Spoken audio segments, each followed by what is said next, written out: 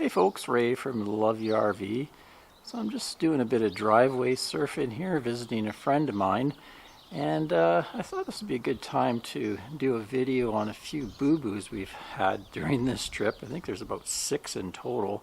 I got a few repairs to do on the rig, so I thought I'd go through and show you things that have sort of gone wrong with the RV on this trip. It's not all roses. Sometimes you have a few problems, so it'd be interesting for people to see, even after 12 years of full-time RV, and we still have mistakes being made and still need to fix some boo-boos that we've done. So let's get to it. So the first boo-boo I had was a broken skylight, and that was caused when I was putting my Starlink satellite dish right here. Right now it's on the ground down there. You can see it on the cement. So it's got kind of a tripod affair on the bottom. It's about a 20-pound dish and it's very aerodynamic. So what I did is I weighed it down with a pretty heavy piece of chain, and that was pretty good. It handled, we had 40-mile-an-hour winds and didn't seem to be any problem. But we ran into a storm that kicked up in the middle of the night, and it got pretty out of hand, and it was blowing towards the back of the dish. And we heard this one big gust came and it blew the dish right off the roof. I found the dish lying on the ground, straight flat down on its face. Didn't damage the dish at all. I was amazed. It's been working ever since, and that was about a month and a half ago. Anyway, when it rolled off the roof, I guess one of the legs or something hit here, and it caused a big crack. There's a hole right there. It's about 6 inches long, couple inches. So I put I'd always carry some of this Eternabond patch tape for exactly this type of thing happening. So I just put the patch tape on that so we wouldn't get any leaks. This is above our shower stall. So now I'm going to have to replace this. So I got myself a replacement thing. So we'll cut this one. I actually used the tape to lay it down. So I'm going to have to cut through that tape, put in the new one, and then I can re-tape it again. Shouldn't be a very hard job.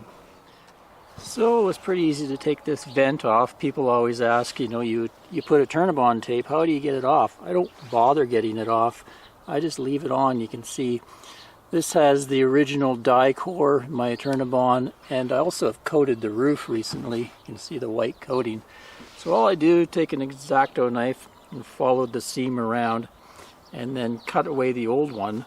I'm just going to take I have some rubber roof cleaner here, and I'll clean it all really good, and then I'll just take some more tape, put down some of this Eterna Prime. It's kind of like a primer so that the tape sticks better, and then a good 4-inch layer of tape to do the job. They also have some butyl tape, so I'll put a little bit more butyl tape around the bottom, and that'll seal it up good. Amazed how many screws they use. So many holes to put a little piece of plastic down. Decided to replace it with a smoked black vent because it was awfully bright in there, especially when we're trying to sleep in the bedroom. Anyway, I'll screw that in place and put some tape down. You can see here where it broke right there. Just barely broke it. There we go, all fit in nice and screwed down. So let's put the tape around it now. I won't show you the taping. I have done videos on the Eternabond tape, so I'll link to those where I demo it, how you lay it down and all that kind of stuff. Well, there we go. Fix that boo-boo. I just put in a little bit of self-leveling lap sealant around just the inside edge for good measure. And then next time I do my roof coating, it'll get all coated over as well. If you want to know anything about the roof coating or anything else, I'll link to it in the description. Another boo-boo I had was to do with this sewer tote. So we were down in Death Valley, and we were actually below sea level, and I was using it when we were camping down there. And I usually carry it here, strap it on here when I go to move. And we moved up around pretty close to a little over 3,000 feet. I was sitting in here on my computer, and I kind of looked out at this thing, and it was all buckled in here. This was all bent in, and it was all bulged out on the front. I'm like, what the heck is going on? And what happened is I forgot to leave some something open for air to escape. Like usually I leave this open and that allows the air to escape, just a small hole there. Well, I had it sealed, so what happened is the air expanded, like going up in elevation. You know, when you open a bottle, it's got extreme pressure in it, and I guess the pressure just totally built up in there and almost damaged it. But all I did is I let the pressure out and it went back to its original shape, so kind of lucked out on that one. It didn't cause any damage. But if anybody has these things, you got to be a little careful. If you have it in the sun, it was sitting in the sun and it gotten up way up in elevation, so you got to be a little bit careful there. You could damage them. Another boo-boo I did was actually overfilling the propane tank. Not really fully my fault. The actual person that did it ended up overfilling it, but usually these 30-pound tanks take around 7 to 7.3 gallons. And I'm pretty good at watching the people that are dispensing their propane and making sure they stop at that before it gets past 7.3. But I got talking to a fellow RVer that was with me at the time, and by the time I looked, the person had put in 8.4 gallons into this. And they're like, oh, that's okay. And I'm like, well, it's hopefully it'll be okay. I've never had them filled that high before. I've had it go to 7.7 on the same trip.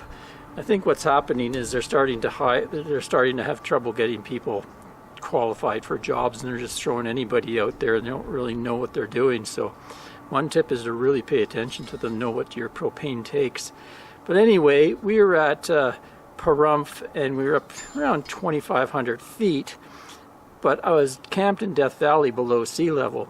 So by the time I got back down there, this thing was sputtering. On the back of this right here is an overflow valve. If the pressure's too high, it'll release pressure. So there was a little bit of propane coming out of there. So I didn't put it back in the camper. I kind of took it out into the desert a little bit away from us, and I just let it sit there until it stopped releasing pressure. And a lot of it too has to do with temperature and stuff like that. So once it cooled a bit at night and it had released its pressure, I hooked it back up and ran my water heater and the stove and the furnace just to kind of bring the amount of propane in there down. And it was fine after that, no problems, but that could have been a bad scene.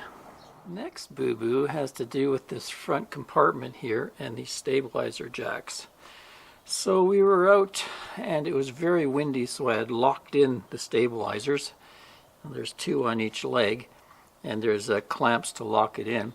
And I was backing the truck back to hitch it up, and Anne was standing beside here, so she thought, oh, I'll just help Ray by raising the rig. And I forgot that the stabilizers were there. I probably would have seen them myself, but she didn't really know what was going on. I hadn't told her about it, so she kept cranking them. And what happened is, because they were locked, it bent my front storage compartment floor, which is kind of a metal. You can see how it's bent down here. She said she heard some clunking going on. Show you from the top what happened. Yeah, you can see this part is bent like that. That used to be flat. It's not super thick metal, but yeah, it bent that. So what I'm going to do is take these off and try to get a bottle jack under there and see if I can, just by applying pressure straight back, if I can bend it back in place without hurting anything. Let's see if we can fix it. Get the bottle jack under there. Got it set pretty well exactly where it was pulled down from, so I figure pushing back up should correct the problem.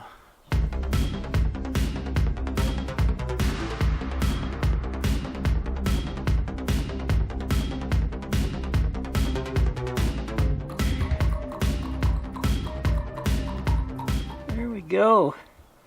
Looks like it's nice and even up there again. Didn't quite get rid of this little crease right here, but I can live with that. So yeah, these stabilizer bars work really well, especially in the wind.